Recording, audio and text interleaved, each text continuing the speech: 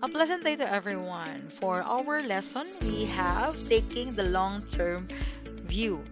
In here, I'm going to discuss about the various way in which we can develop relationship with our customers so that it can increase their loyalty to us. It is also important to remember that loyalty is a two-way. Why? Because we cannot treat our customers that they are unworthy in our business. And also, for us to get the so-called loyalty, we need to make them feel that they are worthy in our business. So, in here, okay, nagkakaroon tayo ng tinatawag na loyalty return came from our customers. Nowadays, loyalty campaign alone are not enough to ensure continued success. Why? Because the product must be right and the price must be considered reasonable. You do not need to be the cheapest, but if you are not, you must work hard to make your customer feel that your service is worth the extra cost. In other words, you must offer good value for your customers' money. Here are the objectives. In the end of this lesson, you student will understand the following. First, how can we develop or how can we manage customer relationship? How can we also back to our database? What our customers make them loyal to our business? What do customers value in relationship? We also have the relationship marketing, even the customer communication, and the two general rules for building loyalty. Now, in developing and managing customer relationship, today, successful companies seek a continuing relationship with their customers, not one based on occasional transactions, but of course, the cost of such an approach need careful management. But the objective must be to encourage the customers to enter into ongoing relationship and where possible to extend this across several products or even services. Moving from a purely product-based approach enables us to communicate wider values to your customers. Values related to style, related with the services, standards, or even the attitude. Adopting such as customer focus strategy enable you to maximize the lifetime value of each customers by anticipating needs and offering timely solution. This involves a shift in emphasis in measuring success. Many companies have traditionally been preoccupied with making sales to new customers. As we have seen, this is not always the ideal approach when planning to build a business profitability. Now, what will be the key? The key for us to manage and also develop our customer relationship is what we call customer retention. In customer retention, the enlightened companies refers to measure success by customer retention. Gaining a new customer is a considerable achievement, but it is only half the story. The profit comes from developing a relationship that leads to repeat or regular purchases, which are achieved at a lower marketing cost than the initial transaction. Customer retention also is not only benefit of developing customer relationship. Why? Because many customer will be prepared to buy more than one type of product from a supplier they trust, and cross-selling is cheaper, therefore more profitable than assume that we have sale. Existing customers can also exert a powerful influence over potential customers. They compare experiences regarding product satisfaction and customer service. This is not to suggest that customer acquisition is not important, merely that the customer's development and retention are absolute crucial. As I mentioned earlier, the greater the long-term customer value, the more you can afford to spend to acquire the customer in the first place. Based on our example here, 1 year ago, we have a high number of customers. However, okay, when the time passed by, kumukonti na lang yung nag-a-avail sa atin. Ibig sabihin, there's a possibility na yung mga bumibili dati ay hindi na sila nagpapatronize ng ating product. So ngayon, anong gagawin ni business? Businesses need to develop their sales and marketing strategy. So like for example, since our employees are the one who communicate with our customers, why not give them some annual bonuses or let's say some of the incentives? However, the bad sign or the unfavorable things that we also need to consider that if our number of consumers will decline, it means that they value more our competitors than us. However, our customer development is not just about customer retention. Another thing is about back to your database. In here, developing customers requires a differential approach. Not all customers will require the same information, nor will they respond to the same messages. Of course, the ideal timing will also vary for each customers. In establishing differential customers, we need to segment them so that we can have a development plans that can be difficult and time consuming unless the database can be made to do most of the work. Your database enables you or us to manage our customers in segments. Is it based by the type of our customers, amount of their businesses, the size of their company, the potential value, or other factors? And also, to build a unique customer's retention and development plan for each segment. It also enables us to measure the success of each plan precisely. For each customer segment, you should develop a plan containing, first, forecast your new product sales. Second, we can also forecast our upgrade sales. And for the last, we can also have a detailed action plan for exploiting these opportunities. Remember that we need to be careful on analyzing our database. Now, how or what our customers makes loyal to us? First, loyalty is measured by behavior. It is really about customer attitude. Recognizing loyalty can be difficult. Continue purchase tells that our customers are maybe happy or not. But by the time you have noticed that they have stopped buying it, can often be too late to solve the problem.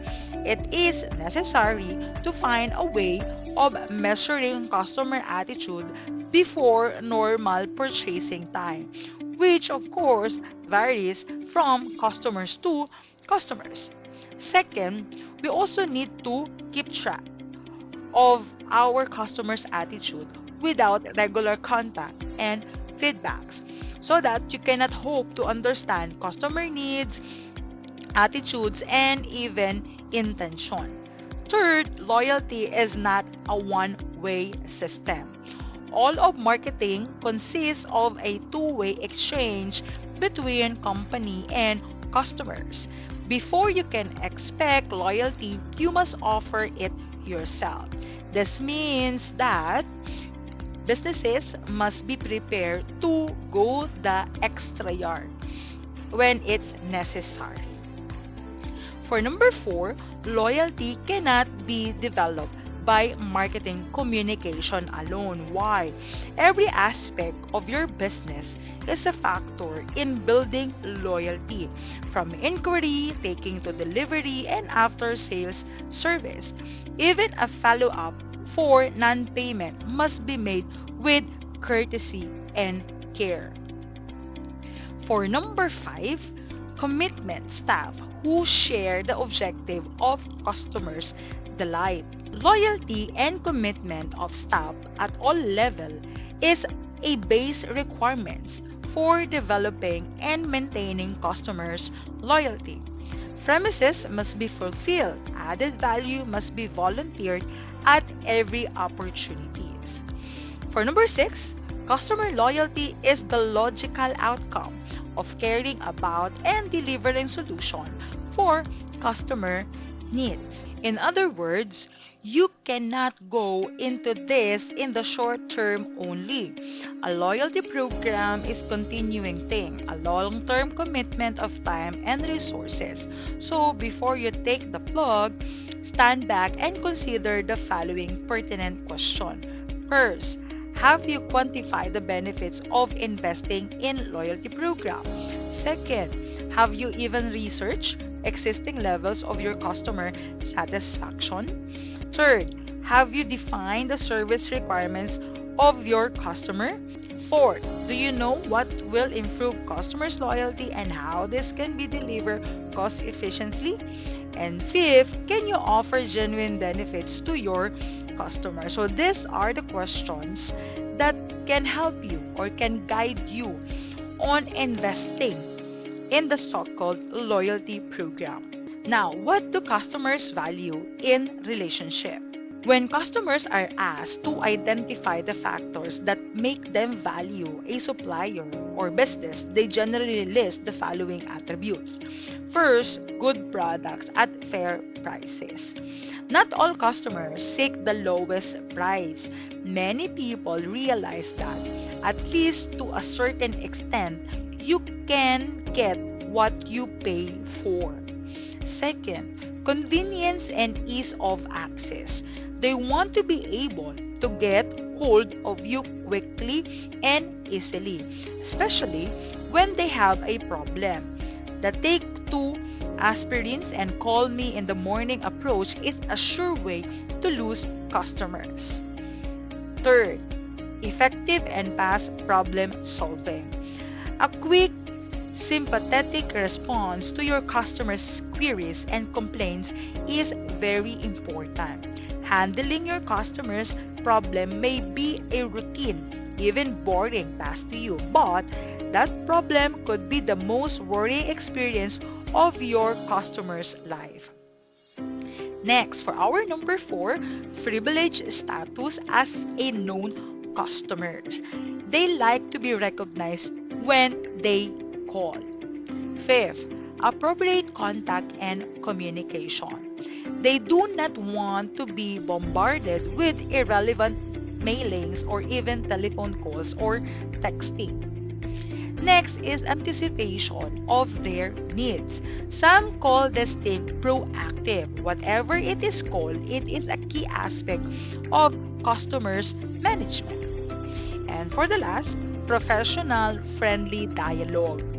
All many customers or consumers want is the opportunity to discuss things with someone who are knowledgeable. Next is we have relationship marketing. As what I've said earlier, when we talk about communication program, is often called dialogue or relationship marketing. The aim of relationship marketing is not just to make customers think that you are good business or good product or good services. Your aim should be to make your customers value their relationship with you to the extent that they will not normally consider any other supplier. First, The relationship marketing idea suggests that all customer touchpoint must be managed for customers' delight. This means that relationship marketing places far more emphasis on the management of the network of suppliers who impact on our customers. Of course, you will not be able to lock in every customer for life, but this is not necessarily a bad thing. Building and maintaining strong relationship costs time and money, and not all your customers will merit the extra investment. The key is to identify those who are loyal, will repay the additional. Another thing is we have the customer communications. In here, we have the two broad types of marketing communication. First is what we call customer care communication or the relationship building communication. Second is we have the sales oriented communication.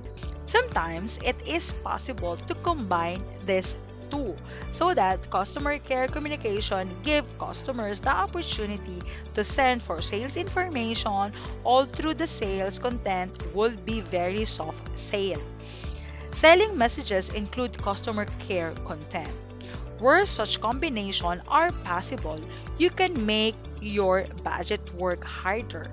But it is vital that you do not jeopardize the main purpose of each communication by trying to do too much. Another key factor in relationship program is the timing. Why? The best customer care program are time sensitive.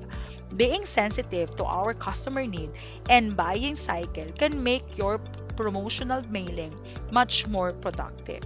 A welcome message may go to a new customer very soon after their first purchase. Another message may be timed to arrive shortly before they could be expected to reorder.